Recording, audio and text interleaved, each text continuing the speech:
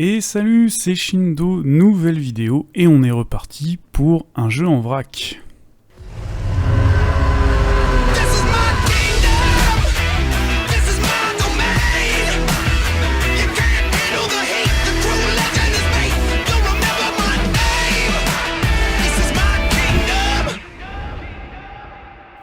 Ruined King, le premier jeu annoncé avec Mannheim sur l'univers de League of Legends par Riot Forge, donc développé par un autre studio que Riot, mais édité par Riot. Et donc ce jeu commence vraiment bien, déjà pour son excellent système de combat. Pas exactement pareil que ce que j'ai pu voir sur Shade of Light, mais s'y ressemblant un peu avec la timeline, le façon de jouer dessus par rapport aux monstres, aux différentes capacités. Vraiment beaucoup aimé ce système de combat, mais déjà au bout d'un moment, il s'essouffle un peu, on s'aperçoit très vite que y a certaines combinaisons de personnages qui sont très forts. Le jeu nous oblige pas trop à faire d'autres combinaisons, à part avoir un personnage spécifique dans notre équipe. Donc voilà, ça commençait bien, on arrive dans le lore, dans cet univers et tout ça que j'aime beaucoup, donc ça...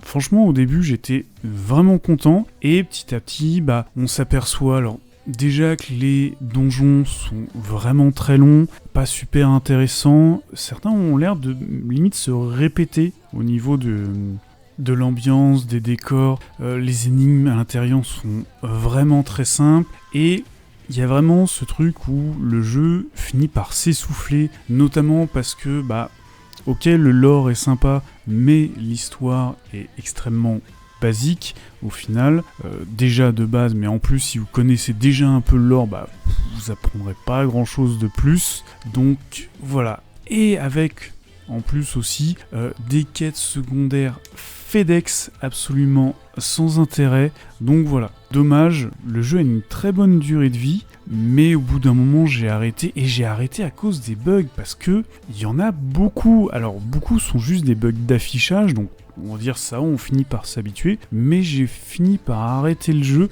pas si loin de la fin, je pense, à cause d'un bug de sauvegarde. Pour un jeu qui est sorti il y a déjà quelques années, c'est pas génial, Et après la déception un petit peu qui avait été Mannheim, là les deux jeux qui sont sortis sur Sylas et Echo, me donnent pas vraiment envie.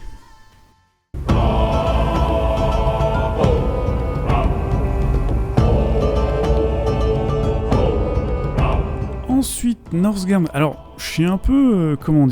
d'habitude, dans les jeux en vrac, je vous présente des jeux que je n'ai pas finis, ou que je n'ai pas aimé, ou sur lesquels j'ai pas grand-chose à dire. Et là, Northgard, j'ai bien aimé ce jeu. Vraiment, il reste plus dans la catégorie où j'ai pas trop à en dire, puisque c'est un style de jeu, en fait...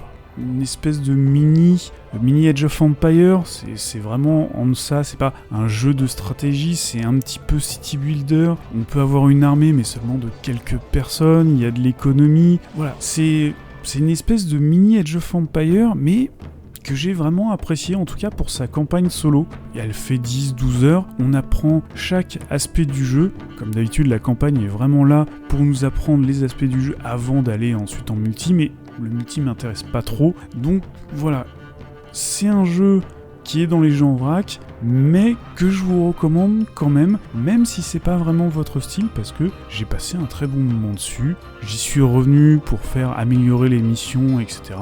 Vraiment très cool. On your knees before me, so I may absolve you of your sins.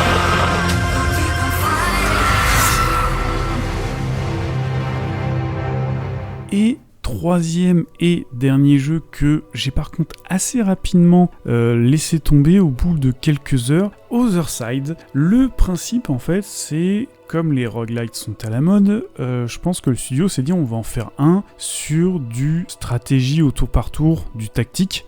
Le problème c'est que je pense pas que les deux types de jeux vont ensemble, notamment sur Otherside, puisque on se retrouve avec un jeu extrêmement difficile, mais où en gros on se dit qu'il n'y a vraiment aucune possibilité à part farmer pour améliorer nos personnages, nos passifs. Contrairement habituellement au roguelite où effectivement on va améliorer notre personnage au fur et à mesure, mais dès le début on a certaines clés en main pour progresser petit à petit. Là on sent vraiment juste que la mort est absolument inéluctable et c'est du farm en fait, du farm obligatoire où on recommence encore et encore jusqu'à ce que dire qu'on sera suffisamment fort pour juste poutrer nos adversaires. Sachant que on n'a que 3 classes, tank, DPS corps à corps et DPS à distance, que les interactions sont extrêmement limitées, il n'y a pas énormément de skill, il n'y a pas de skill check.